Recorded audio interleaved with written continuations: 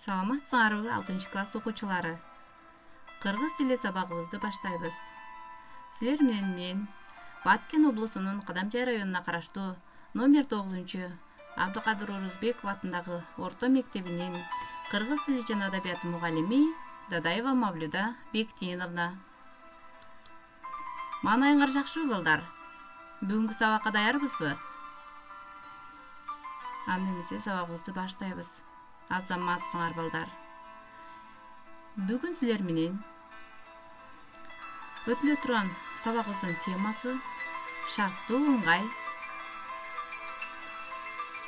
Сабагыбыздын максаты шарттуу ыңгай жөнүндө түшүнүк аласыңар, өз алдынча изденип сүйлөмдөр түзө аласыңар, өзүңөргө ишеничүлүгүңөр артып, максат кое билүүгө тарбияланасыңар. Балдар, өткөн теманы эсиңерге салгачы. Кандай тема өткөнбүз? Кайталоо үчүн суроолорго көңүлүңөрдү түйгүлө. Буйрук ыңгай деп эмнени айтабыз? Ал кандай мүчөлөрдүн жардамы менен жасалат? Мисалдар келтиргиле. Ойлонуп жатабыз балдар. Азаматсыңар.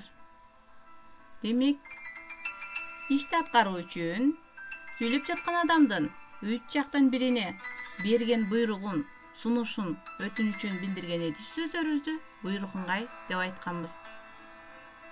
Ал буйрук ыңгайды ын мүчөсү, сын мүчөсү, ыла, ыңыз мүчөсү, алы мүчөсү жана кээ бир сөз жасоочу мүчөлөр уюштурган. Мисалыңар деле туура, азаматсыңар. Сүйлөгүлө, баргыла, жазгыла. Келиңиз, баралы, жазалы. Демек, буйрук иретинде айтылган бардык этиш сөздөрүбүздү буйрук ыңгай деп айтканбыз. Азаматсыңар. Эми балдар, бүгүнкү темабыздын эрежесине көңүлүңөрдү бурамын. Ушул эрежени эреже дептериңерге жазып,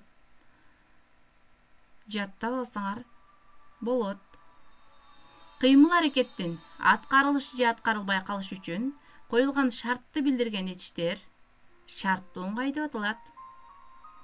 Шарттуу ыңгайды са мүчөсү уюштурат. Мисалы, Бектур келсе, мен барат элем. Карагыла ушул сүйлөмдү.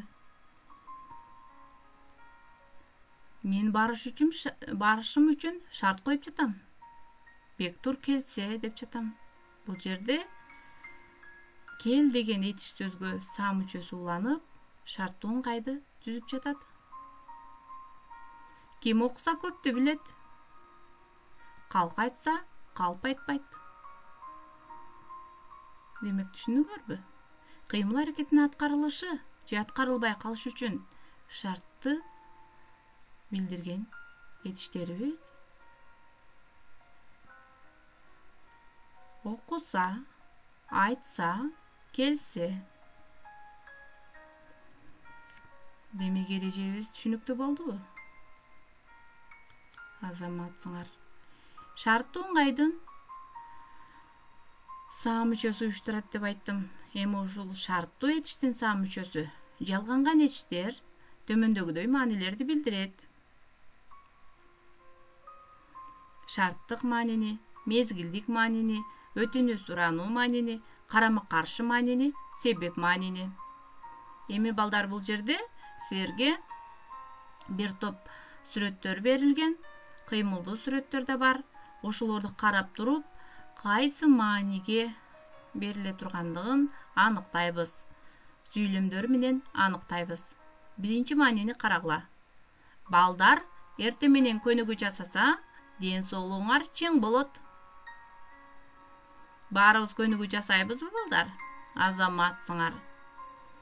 Бул жерде мен силерге шарт коюп жатам. Экинчи маанини карагыла. Күн чыкса алып иштер башталат. Күн чыкса, күндүн чыгып жатканын көрүп жатасыңарбы?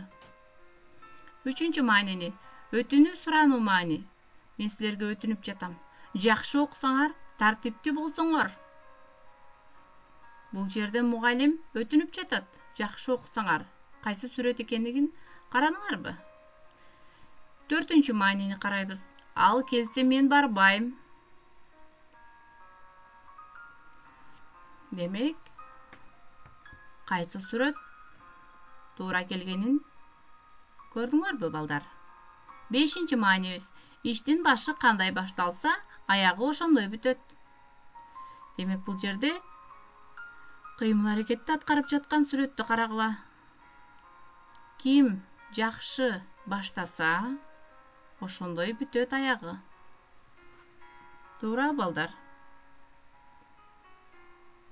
Демек, саа мүчөсү жалганган этиштерди ушундай маанилер билдирет. Түшүнүктүү болду, балдар? Ушул сүйлөмдөрдү баарын жазып алгыла дептериңерге. Эми, балдар, берилген сөздөр көптүк жана жекелик санда келгенде улана турган мүчөнү көпчектин ордуна коебуз. Китепте экинчи эреже бар, ошону карагыла. Экинчи эрежеге таянып, жекелик санда, көптүк санда силерге сөздөр берилген. Жак мүчөлөр уланган. Биринчи жак мен, экинчи жак сен, анын сылык түрүн билесиңер, сиз, үчүнчү жак ал. Көптүк санда кандай болот? Туура, биз, силер, сиз деп койдум, кана өзүбүз эмне кылабыз? Сиздер, алар, азаматсыңар. Эми ушуларды кашан ичине көпчектин ордуна мүчөлөр коебуз. Карадыңар бережени. Мен окусам, биз окусак. Демек, көптүк санда өзгөрүп кетет экен. Калганын дагы өзүңөр ойлонуп, жакшылап түшүнүп, дептериңерге жазып койгула, балдар. Жаздыңарбы? Азаматсыңар. Эми, балдар, сабагыбызды бышыктайбыз. Берилген сөздөрдү ыңгайларга туура жайгаштыруу.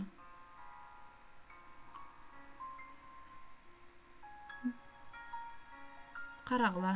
Бул жерде мен 3 ыңгайдын негизиндеги сөздөрдү жаздым. 3 ыңгайды өттүк. Баяндагыч ыңгайды, буйрук ыңгайды, шарттуу ыңгайды. Демек, ким сабакта түшүнгөн болсо, ушул сөздөрдү ордуна кое алат. Биринчи сөздү карагыла. Келсе, кайсыл ыңгайдын тушуна жайлаштырабыз?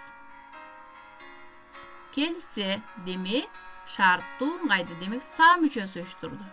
Баргын.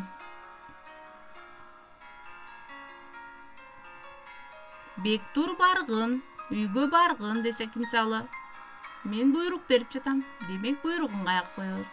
Үчүнчү сөздү карагыла. Окуйт. Бектур жакшы окуйт. Түшүнүп жатасыңарбы? Ушинтип сүйлөмдөр менен аныктап алсаңар, оңой жайлаштырабыз. Баяндагыч ыңгайга коебуз, туурабы, үчүнчү сөзүбүздү. Калган сөздөрүбүздү өзүңөр карап, ойлонуп, баарын жайгаштырып койгула. Сабак. Ким сабакты жакшы түшүнсө, тез жайлаштырат. Эми, балдар, үйгө тапшырма. Шарттуу ыңгайды катыштырып, сүрөттөргө карап, сүйлөм ойлоп таап жасасыңар. Демек, шарттуу ыңгайдын кайсы мүчөсүн жалгайбыз? Этиштерге саа мүчөсүн. Туура, азаматсыңар.